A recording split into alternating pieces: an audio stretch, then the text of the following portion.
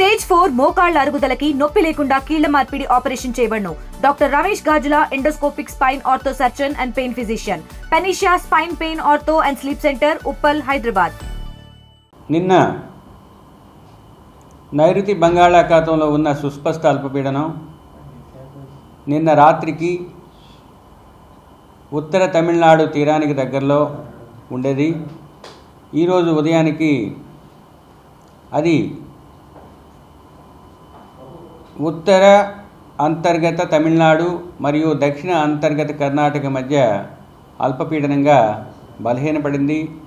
ఇప్పుడు ప్రస్తుతం అది దక్షిణ అంతర్గత కర్ణాటక పరిసర ప్రాంతాల్లో కొనసాగుతుంది.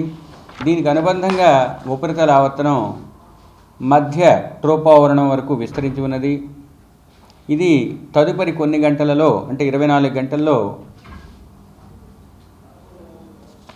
ఉత్తర కర్ణాటక వైపు పయనించే అవకాశం ఉన్నది.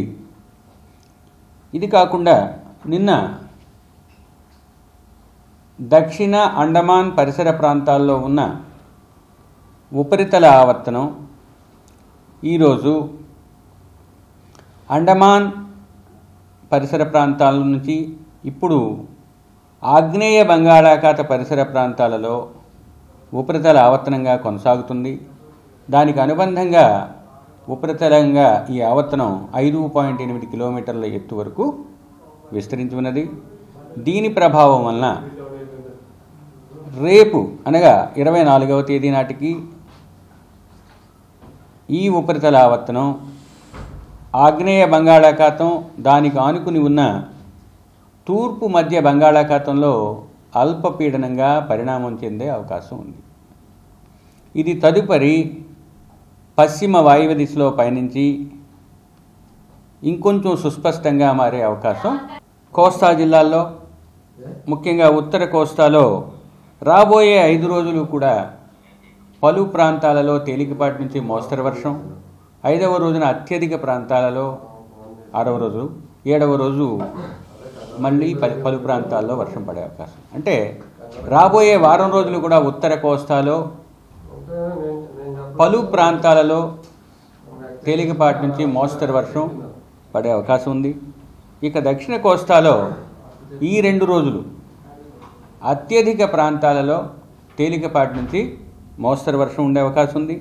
తదుపరి 3 రోజులు ఎక్కువ ప్రాంతాలు అంటే పలు ప్రాంతాల్లో తేలికపాటి నుంచి మోస్తరు వర్షం ఉంది. మళ్ళీ 6వ రోజున అత్యధిక ప్రాంతాల్లో వచ్చే అవకాశం ఉంది.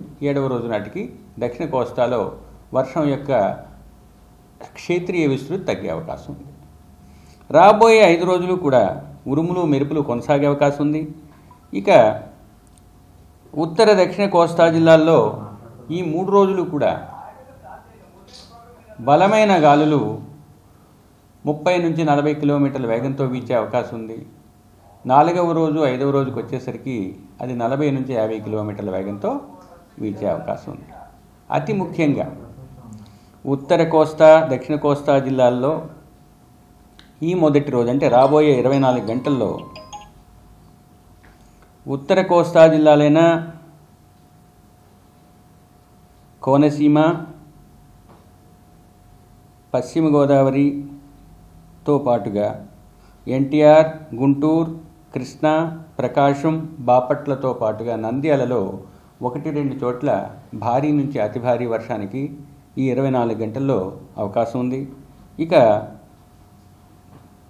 ఈస్ట్ గోదావరి అంటే తూర్పు గోదావరి, కాకినాడ, యానాం, పశ్చిమ గోదావరి, ఏలూరు, పల్నాడు, నెల్లూరు జిల్లాలతో పాటుగా వైఎస్ఆర్ కడప, చిత్తూరు, అన్నమయ్య, శ్రీ సత్యసాయి, తిరుపతి, అనంతపూర్, కర్నూలు జిల్లాల్లో రాబోయే 24 గంటల్లో భారీ వర్షపాతం 1-2 చోట్ల నమోదయ్యే అవకాశం ఉంది. ఇక 2వ రోజు బాపట్ల, ప్రకాశం, గుంటూరుతో పాటుగా నంద్యాల, కర్నూలులో భారీ వర్షపాతం ఉండే అవకాశం ఉంది. అయితే ఈ 2 రోజులు మన తీరానికి వెంబడి గాలుల ఉధృతి తగ్గింది కాబట్టి ఈ 2 రోజులు మత్స్యకారులకి హెచ్చరికలు లేవు. కానీ 3వ రోజు నుంచి 5వ రోజు వరకు మత్స్యకారులు ముఖ్యంగా మొదటి రోజు అంటే 3వ రోజు దక్షిణ కోస్తా తీరం వెంబడి దానికి ఆనుకుని ఉన్న ఉత్తర కోస్తా తీరం వెంబడి వేటకు వెళ్ళవద్దని హెచ్చరికలు జారీ చేయడం అయింది. 4వ రోజు 5వ రోజుకి వచ్చేసరికి కోస్తా జిల్లా తీరం వెంబడి వేటకు వెళ్ళవద్దని హెచ్చరిక జారీ చేయడం. ఇంకా ముఖ్యంగా ఈదురుగాలుల ఉధృతి ఈ రోజుకు తగ్గినందువల్ల కోస్తా జిల్లాల్లో, ముఖ్యంగా దక్షిణ కోస్తా జిల్లాల్లో 3వ నంబరు ప్రమాద హెచ్చరికను ఉపసంహరించడం జరిగింది. ఇక గడిచిన 24 గంటల్లో కోస్తా జిల్లాల్లో, ముఖ్యంగా కృష్ణా జిల్లాలో 9 సెంటీమీటర్లు, మచిలీపట్నంలో, యానాంలో 11 సెంటీమీటర్ల వర్షం, నెల్లూరు జిల్లా సీతారాంపురంలో 9 సెంటీమీటర్లు, ప్రకాశం జిల్లా రాచర్లలో 9 సెంటీమీటర్లు, ప్రకాశం జిల్లా పొదిల్లో 9 సెంటీమీటర్లు, ప్రకాశం జిల్లా నెల్లూరు రాపూర్లో 7 సెంటీమీటర్ల వర్షపాతం నమోదైంది. ఇక రాష్ట్రంలో వైడ్ స్ప్రెడ్ అంటే అత్యధిక ప్రాంతాల్లో తేలికపాటి నుంచి మోస్తరు వర్షాలు నమోదయ్యాయి. ఇక కొన్ని ప్రాంతాలలో ముఖ్యంగా రాయలసీమలోని కొన్ని ప్రాంతాలలో, కర్నూలు, నంద్యాల ఆ ప్రాంతాల్లో ఆకస్మిక వరద ఉండే అవకాశం ఉన్నది.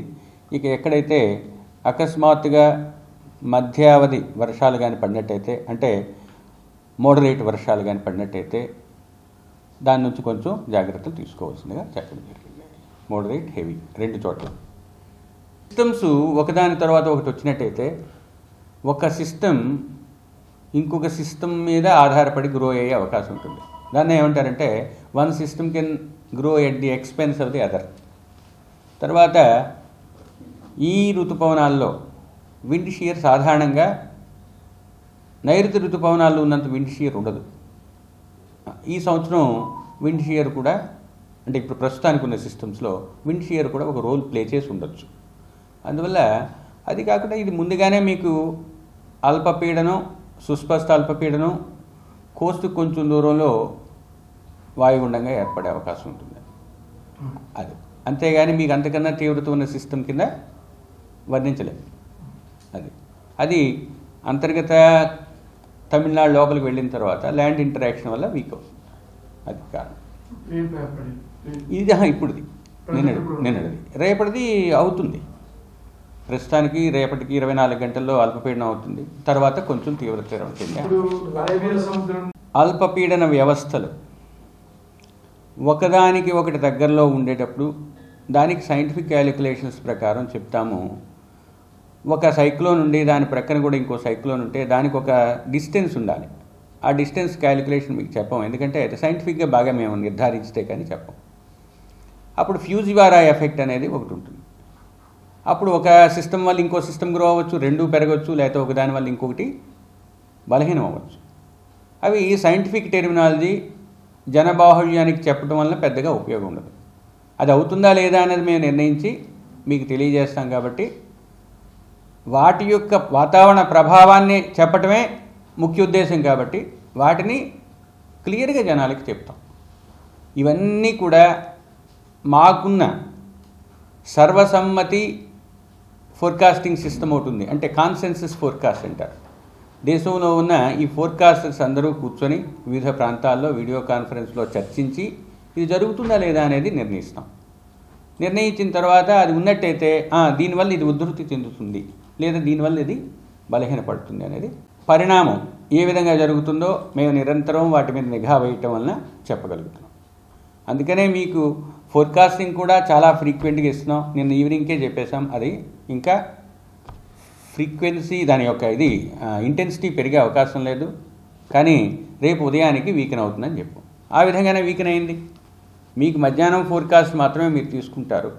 మధ్యాహ్నం కాకుండా రాత్రి ఇచ్చేది మీకు గ్రూపుల్లో షేర్ చేస్తాం. కాబట్టి అది మీరు